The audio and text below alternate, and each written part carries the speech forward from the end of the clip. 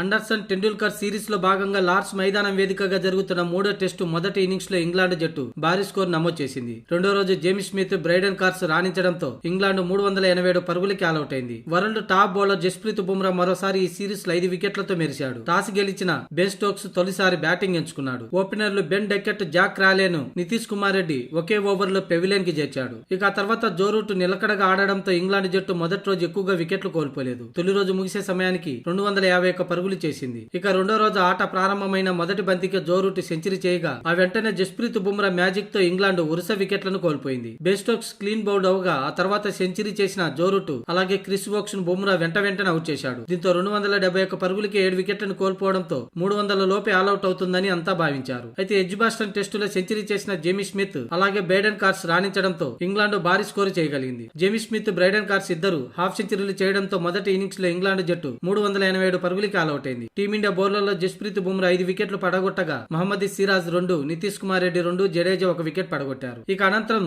తొలి ఇన్నింగ్స్ ప్రారంభించిన టీమిండియా ఆరంభంలోనే షాక్ తగిలింది. 8 బంతుల్లోనే 13 పరుగులు చేసి మంచి టచ్ లో కనిపించిన Yashasvi Jaiswal Jofra Archer bowling లో క్యాచ్ ఇచ్చి పెవిలియన్ చేరాడు. ఇక ఆ తర్వాత లోకేష్ రాహుల్, కరుణ్ నాయర్ నిలకడగా ఆడుతూ ఉన్నారు.